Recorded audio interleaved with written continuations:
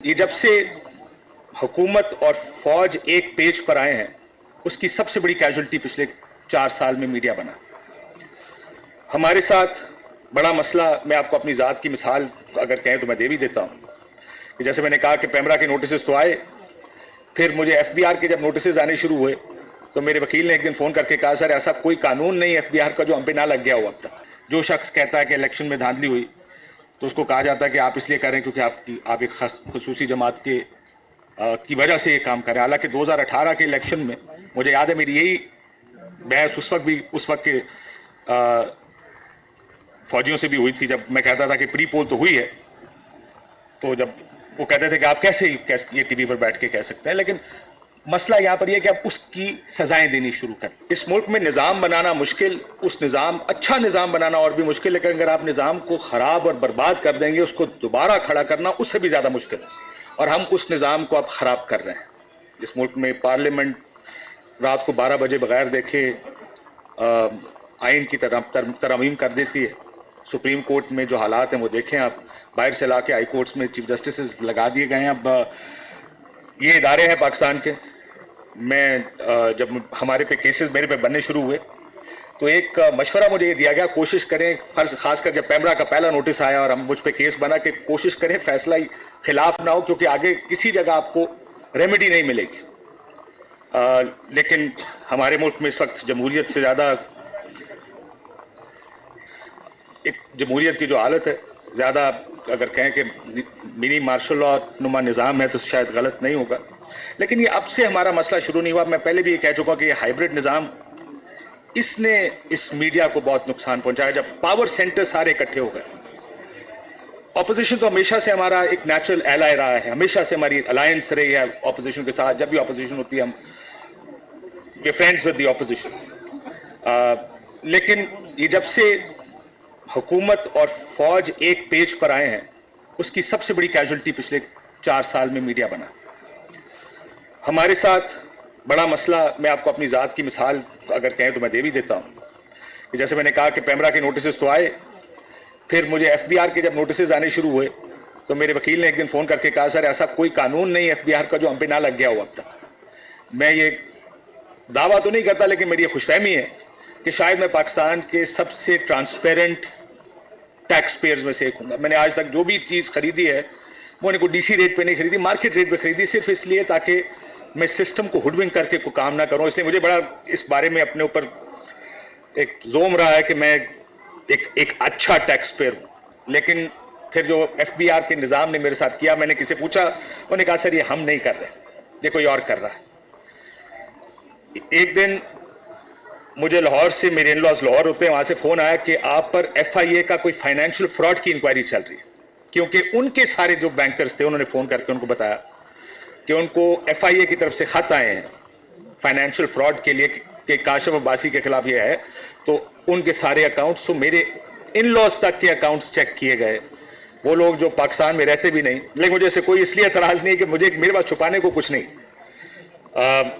जब एफआईए से चेक किया तो उस टाइम पता चला कि मेरा नाम किसी ब्लॉक लिस्ट पर भी है और मैं पाकिस्तान छोड़ के बाहर भी नहीं जा सकता। जब मैंने इसके बारे में एक ट्वीट की तो मुझे 10 फोन और दोस्तों की तरफ से आ गए जो हमारे साथी दोस्त हैं, कहते हैं कि ज्वाइन द क्लब, हम भी पाकिस्तान से बाहर नहीं जा सकते। मेरी बीवी एक दिन अकाउंट अपना ऑपरेट करने बैंक गई, पता चला अकाउंट फ्रीज हो गए। वो मैंने उसके ऊपर ट्वीट की, बहुत से लोग दोस्तों के फिर मैसेज आ गए ज्वाइन द क्लब, हमारे भी अकाउंट्स फ्रीज हो गए।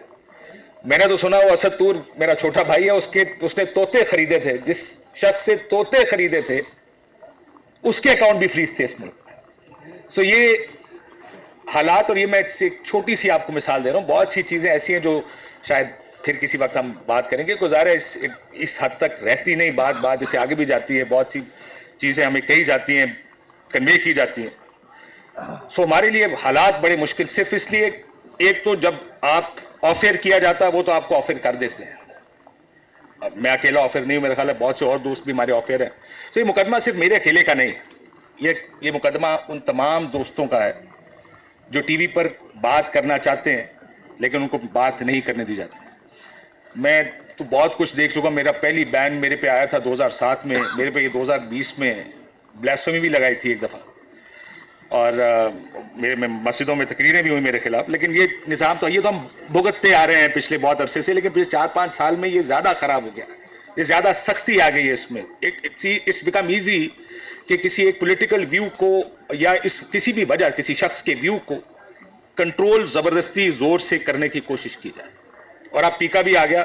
मुझे याद है जब पिछली हुकूमत में पीका आया था तो पार्लियामेंट हाउस के सामने हमने कैंप लगाया था, हम सारे उसमें तकरीरें करते थे, ऑपोजिशन आती थी।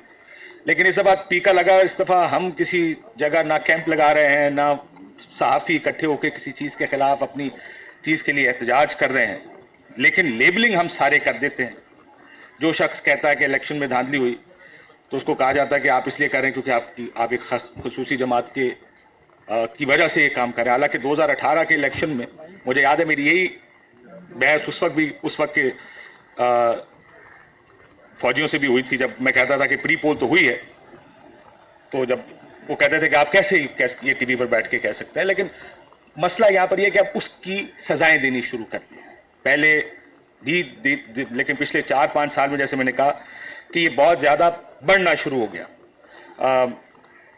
FIA के मुकदमे, मुझे नहीं पता, नैब जाऊंगा तो शायद नैब का भी कोई मुकदमा बना हो, FBR, पेमरा, कोई चीज इन्होंने छोड़ी नहीं कि जिसका सामना हमें ना करना पड़ा हो। ये भी 2-3 महीने में थोड़ा सा सुकून आया। 25 साल मैंने जर्नलिज्म किया है, मैंने इतने सख्त हालात मेरा ख्याल है जर्नलिस्ट के लिए, खैर मैं जब बात करता हूँ दोस्तों से कि यार ये भी हुआ है, वो कहते हैं हमारे साथ पिछले दौर में ये हुआ था। अगर कहें कि जी ये धमकी आई थी, वो कहते हैं हमें भी ये धमकियां आई थी।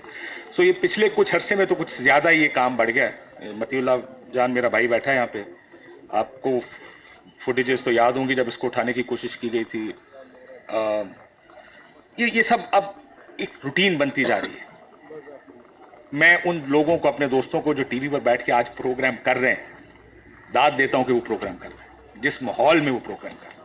मैं बहुत से दोस्तों से, हम तो मेरे तो भाई हैं सारे, मैं उनसे मिलता हूं, वो कहते हैं यार पिछले हफ्ते हम पॉलिटिक्स पे बात नहीं कर सके क्योंकि वो प्रेशर बहुत था। तो किसी ने स्पोर्ट्स पे बात कर ली, किसी ने फॉरेन अफेयर्स, और ये जब फॉरेन इश्यूज आते हैं तो शुक्र करते हैं कि कोई फॉरेन इश्यूज आए, क्योंकि वो पॉलिटिक्स पर बात करना इस मुल्क में इतना मुश्किल हो गया कि जो लोग बात कर रहे हैं, मैं इन ऑल ऑनेस्टी मैं उनको दाद देता हूं कि शायद ऑफ एयर होना ज्यादा आसान है, ऑन एयर होना ज्यादा मुश्किल है। बहुत से लोग जब ये अपनी फ्रस्ट्रेशंस हम सारे बैठते हैं, वो फ्रस्ट्रेशन मैं रोज सुनता हूं कि किस तरह लोग, हमारे दोस्त काफी फ्रस्ट्रेटेड हैं इस टाइम कि किस हद तक पाबंदी है, कि किस हद तक जाके कहा जाता है कि ये नहीं चलेगा, ये नहीं चलेगा, ये गेस्ट नहीं आएगा। जिस दिन रात को कोई गेस्ट आए, एक मैसेज आता है कि ये गेस्ट टीवी पर नहीं आएंगे। सो ये है वो माहौल जिसमें बहुत से लोग हम काम कर रहे हैं, और बहुत से लोग जिनको काम नहीं करने दिया जा रहा। इस मुल्क में अगर हमारी जमहूरियत और आइन के साथ जो हालात हैं वो इस वजह से भी खराब होते जा रहे हैं, क्योंकि मीडिया जब वो बात नहीं कर पाएगा तो जाहिर है वो जो स्पेस मीडिया क्रिएट करता है सियासी जमातों के लिए, ऑपोजिशन सियासी जमातों के लिए, अच्छे जो असूल हैं उनके लिए, वो स्पेस खत्म हो जाती है। आज मेरे बहुत से दोस्त टीवी पर बैठकर बहुत प्रेशर्स के अंदर काम कर रहे हैं और वो इन बहुत से इश्यूज पे बात नहीं कर सकते। उम्मीद करते हैं कि सेंस विल प्रिवेल। अभी शायद खाकान अब्बासी साहब ने, भाई मेरे, कहा कि मीडिया में आवाज अब नहीं उठ सकती है, उसकी यही वजह शायद से, क्योंकि मीडिया में आवाज उठाने की अब इजाजत नहीं देते। क्या टॉपिक्स आएंगे, नहीं, कुछ टॉपिक्स की इजाजत, कुछ लोगों को बुलाने की इजाजत नहीं है। सो इसलिए बहुत कदगने, बहुत पाबंदियां हैं जिसके अंदर ये मीडिया काम कर रहा है। और ये लड़ाई आपकी जाहिर है, लेकिन हमें एज मीडिया, हमने माजी में बहुत लड़ाइयां लड़ी हैं। मुझे लगता है कि लड़ाई मीडिया के फ्रंट पर भी होनी चाहिए, सिर्फ अपनी आज़ादी के लिए। आपकी जाहिर है, हम खामोशी से ये सब कुछ बर्दाश्त कर गए पिछले 2-3-4 साल में। मेरा ख्याल है एक मूवमेंट मीडिया की तरफ से शुरू होनी चाहिए। हमारी यूनियन के लोग यहाँ नहीं हैं, लेकिन जब तक हम अपनी लड़ाई खुद नहीं लड़ेंगे, कोई आज़ादी प्लेट में रखे तो नहीं देगा। सो ये मेरा व्यू है कि शायद वो वक्त आ गया है कि मीडिया को भी अपने हाथ, अपने पांव मजबूत करने की जरूरत है।